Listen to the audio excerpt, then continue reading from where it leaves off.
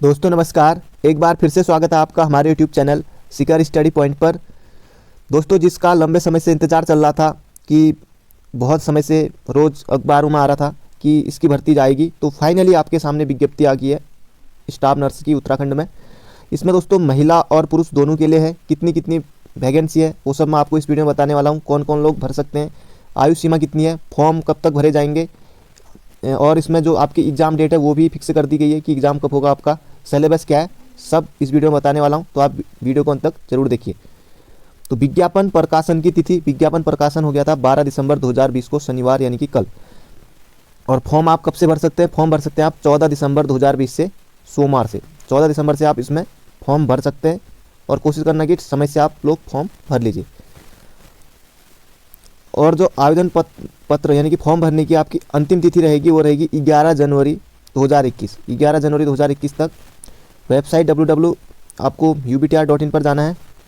और यहीं पर ऑनलाइन आवेदन का प्रिंट करने की अंतिम तिथि है वह है आपकी 12 जनवरी 2021 मंगलवार तक। ऑनलाइन स्क्रूटिंग के उपरांत अस्वीकृत किए गए आवेदन पत्रों, यानी कि अभी बताऊंगा कि इसमें अभी आपको कौन कौन से डॉक्यूमेंट अपलोड करने हैं। तो अगर कुछ गलत होता है तो वो अस्वीकृत अपलोड करने की तिथि कुछ होता है तो ये 25 जनवरी 2021 तक है। अस्वीकृत आवेदनकर्ता द्वारा संबंधित प्रमाण पत्र वेबसाइट पर अपलोड करने की तिथि ये 30 जनवरी 2021 तक ये रखी गई है। और लिखित परीक्षा हेतु प्रवेश पत्र ऑनलाइन जारी करने, आपके एडमिट कार्ड डाउनलोड होने लग जाएंगे 20 फरवरी 2021 से।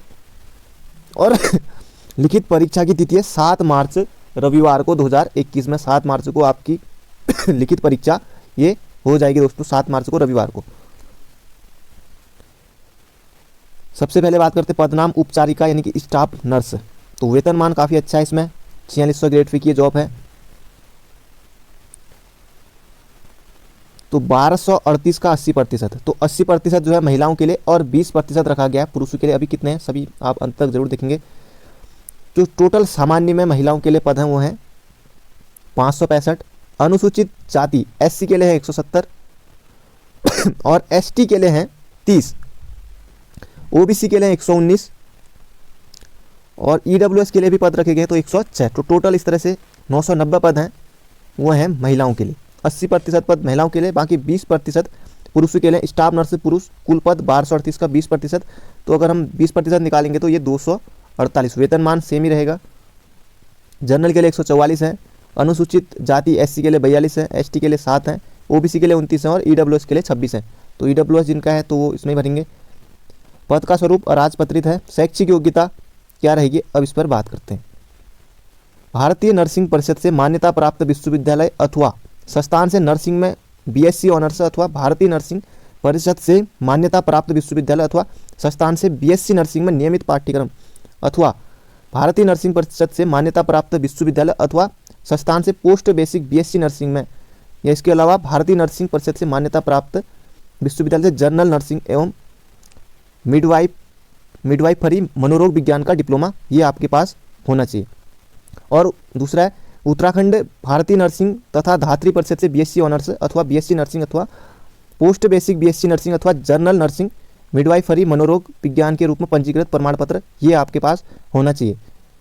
अगला है किसी राजकीय चिकित्सालय अथवा नैदानिक स्थापन रजिस्ट्रीकरण और विनियमन अधिनियम 2010 इतना अंतर्गत पंजीकृत 30 ये इतना 1 वर्ष का अनुभव योग्यता को प्राप्त करने के उपरांत हो, तो इसमें बताया गया है। और हिंदी का कार्य साधक ज्ञान हो।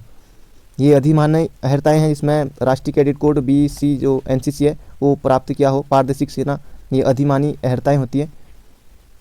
और उपचारिका स्टाफ नर्स के पद पर सीधी भर्ती के मामले में ऐसे अभ्यर्थी को अधिमान दिया जाएगा जिसने ये किया हो, ये मैंने आपको बता दिया। अब बात आती है लिखित परीक्षा की। लिखित परीक्षा आपको मैंने डेट बता दी है, 7 मार्च को आपकी ये परीक्षा होगी, 7 मार्च को। तो आपके पास बहुत कम समय है। जो लोग पहले से कर रहे होंगे जब तक विज्ञप्ति नहीं आ रही तब तक किसी को विश्वास नहीं होता, हालांकि तैयारी करने वाले कर रहे होंगे पहले से। चयन के लिए लिखित परीक्षा 200 अंकों की वस्तुनिष्ठ प्रकार की होगी, जिसमें 100 अंक का एक प्रश्न पत्र आपके नर्सिंग से संबंधित विषय का होगा। आपके नर्सिंग से 100 अंकों का ये होगा। और दूसरा 100 अंक दूसरा पत्र होगा, उसमें हिंदी पूछी जाएगी और सामान्य ज्ञान सामान्य अध्ययन होगा। अब 100 अंकों का आपका ये होगा, तो टोटल 200। दोनों प्रश्न पत्र की एक बुकलेट होगी एवं परीक्षा एक ही पाली में होगी। परीक्षा का समय 3 घंटे यानी कि 10 से 1 बजे तक, या अगर शाम को हो रहा होगा तो शाम को तो क्या सुबह की शिफ्ट में हो जाएगा 10 से 1 बजे तक ये आपका पेपर हो जाएगा। 200 अंकों की आपकी परीक्षा होगी और 100 नर्सिंग से संबंधित है और 100 आपका हिंदी, सामान्य ज्ञान और सामान्य अध्ययन का ये होगा। और ऋणात्मक अंक 1/4 ये आपका रहेगा। अगर आप एक गलत करते हो 0.25 ये आपके गलत रहेंगे। बाकी ये सब दिया हुआ है, आंसर की आएगी आंसर शीट। और 45% अंक जैसे कि और में भी होता है, तो जनरल और पिछड़ा वर्ग के लिए 45% अंक प्राप्त करने जरूरी है। बाकी SC ST और इनके लिए 35% ये है। बाकी अगर आपको अनुभव है तो तब आपको कुछ अंक दिए जाएंगे, यहाँ पर बताया गया है। 1 वर्ष हेतु अंक एक, अगर आपने कुछ अनुभव है तो तभी आपको ये अंक दिए जाएंगे, यहाँ पर बताया गया है। तो आप फॉर्म टाइम से भर लीजिएगा। और आयु सीमा की गणना 1 जनवरी 2020 से हो रही है। जैसा कि कुछ दिन पहले आया था कि आयु में 6 महीने की छूट मिलेगी, तो पहले आयु की जनगणना जुलाई से हो रही थी, तो अब कोरोना के चलते 1 जनवरी 2020 से अभ्यर्थी की आयु 1 जनवरी 2020 को न्यूनतम 21 वर्ष होनी चाहिए वो, तथा 42 वर्ष से अधिक नहीं होनी चाहिए। ये आपकी 21 से 42 के बीच में आयु सीमा रहेगी। उत्तराखंड लोक सेवा आयोग के परिधि के बाहर समूह की सीधी भर्ती पदों पर भर्ती हेतु आवेदन करने के लिए वही अभ्यर्थी पात्र होंगे जिसने हाई स्कूल एवं इंटरमीडिएट अथवा इसके समकक्ष स्तर की शिक्षा उत्तराखंड राज्य में स्थित मान्यता प्राप्त संस्थानों से की हो। यानी कि इसमें अगर आपने बाहर से अगर पढ़ा है तो फिर आपके जो रिजेक्शन लिस्ट आती है फिर उसमें नाम आ जाएगा, फिर आपको देना पड़ेगा। तो ये रहता है इसमें। और परंतु ये सैनिक, अर्धसैनिक बलों में कार्य तथा राज्य सरकारों अथवा उसके अधीन स्थापित किसी राज्य की अर्धशासकीय अथवा संस्था में पदों पर नियमित रूप से नियुक्त कार्मिकों एवं केंद्र सरकार।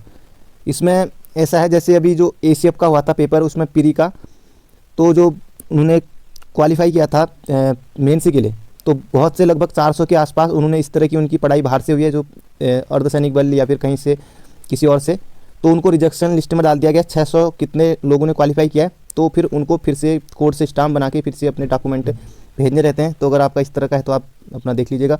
अनापत्ति प्रमाण पत्र, अगर आप किसी सरकारी अर्ध सरकारी सेवा में हैं तो ये आपको NOC नो ऑब्जेक्शन सर्टिफिकेट ये देना होगा। ये राष्ट्रीयता, ये आपकी भारतीय, ये सही है। और आरक्षण के बारे में बताया गया है, वही उतना ही है।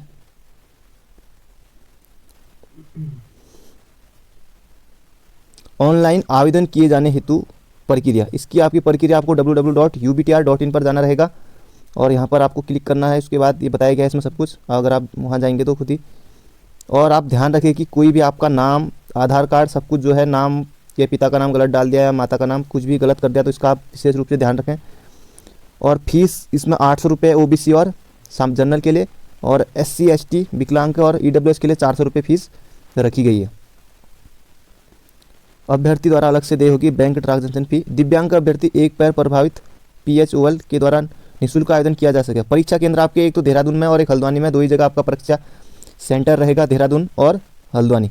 तो कुमाऊं वालों के लिए हल्द्वानी जाना होगा और जो उधर के हैं उनके लिए गढ़वाल मंडल के, और इनके सब के लिए देहरादून, अगर जहाँ से फॉर्म भरेंगे तो ये।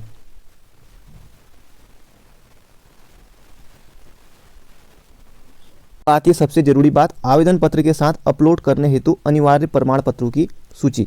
सबसे पहले हाई स्कूल अंक तालिका, उत्तराखंड में स्थित मान्यता प्राप्त संस्थान, और हाई स्कूल प्रमाण पत्र जो आपका प्रमाण पत्र है, अब तो एक ही माने लग गया, पहले के हिसाब से ये है।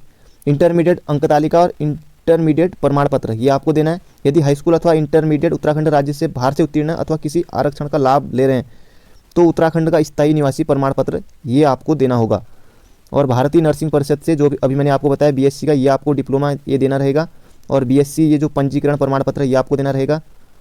और अनुभव अगर है तो अनुभव के अंकों की प्राप्ति हेतु नियोक्ता द्वारा आयकर अधिनियम के अंतर्गत प्रदत्त फॉर्म 16 की प्रति ये आपको देनी रहेगी। वर्तमान में केंद्र सरकार, राज्य सरकार के अधीन किसी कार्यालय में कार्यरत हैं अभी, अगर आप किसी जॉब में हैं अभी, तो आपको अपना अनापत्ति प्रमाण पत्र NOC लेके देना होगा। आरक्षण का लाभ लेने की स्थिति में संबंधित ऊर्ध्वाधर श्रेणी प्रमाण पत्र ये आपको देना होगा। अगर आप किसी OBC से हैं या SC ST से हैं तो ये आपको देना रहेगा।